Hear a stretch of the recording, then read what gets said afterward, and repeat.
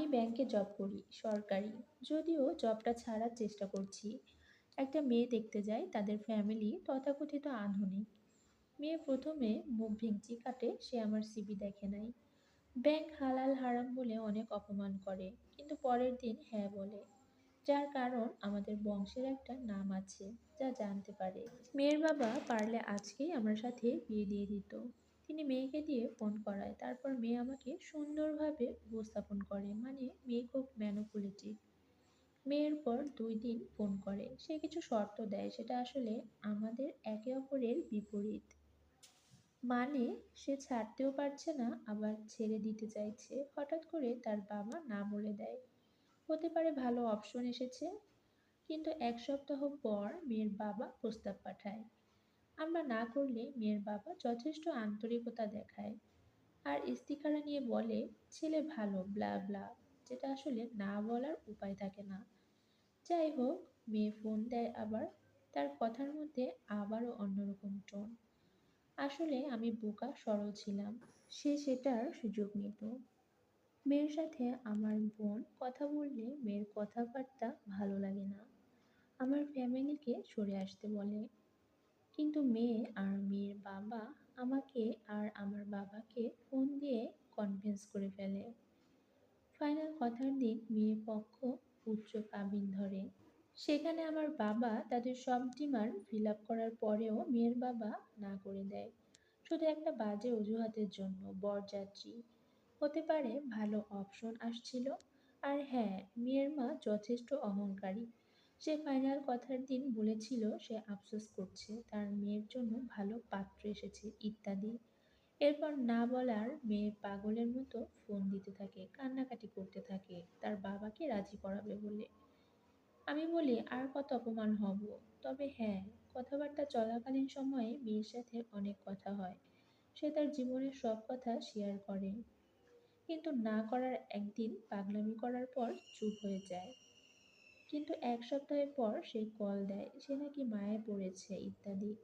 আমিও দুর্বল হয়ে যাই। আর আমার আগে কখনো মেয়ে ঘটিত ব্যাপার ছিল না। আর মেয়ে খুবই যথেষ্ট চালু, সে ফোন মেসেজ কল দিতেই থাকে, খুব কেয়ার, ভবিষ্যৎ পরিকল্পনা ইত্যাদি সে শেয়ার করতে থাকে, যেটাকে সাইকোলজি ভাষায় লাভ বোম্বিং বলে, যেটা আমি পরবর্তীতে জানি। আমি বলি আপনার বাবাকে বলেন আবার প্রস্তাব পাঠাতে। আর হ্যাঁ, মেয়ের বাবা এটা জিজ্ঞেস করে ছেলে ফোন দেয় কিনা। মেয়ে বলেছিল 2বার না করাতে সে কেন ফোন দিবে। তার বাবার নাকি মন খারাপ হয়। এইদিকে আমার ফ্যামিলিও খুব রাগান্বিত। এর মধ্যে মেয়ে আমাকে আমার ফ্যামিলির নামে বদনাম করতে থাকে।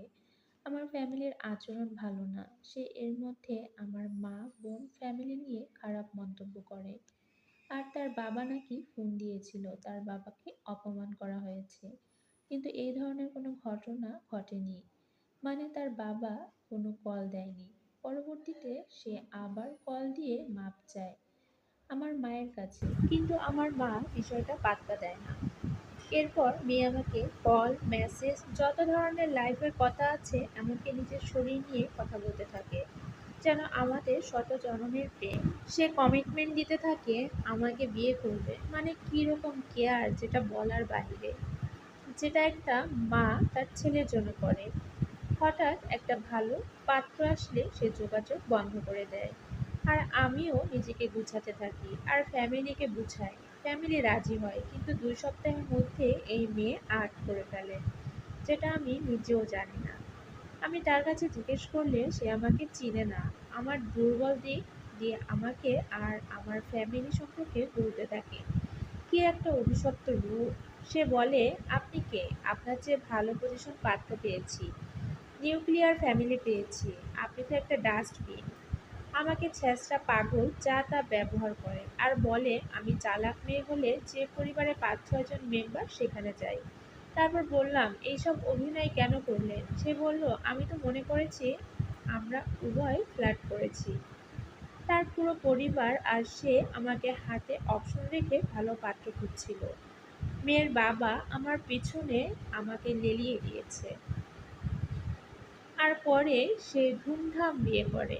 এখন 3-4 মাস পর তার বাবা আমার অফিসে। আমার পুরাতন কর্মস্থলে আমার নামে যা তা ছড়াচ্ছে।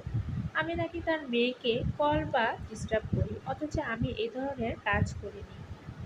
এমনি আমার মানসিক অবস্থা খারাপ, আর এইদিকে মিথ্যা অভিযোগ। যেখানে আমার ভালো রেপুটেশন আছে, এখন আসলে কি করব বুঝে উঠতে পারছি না।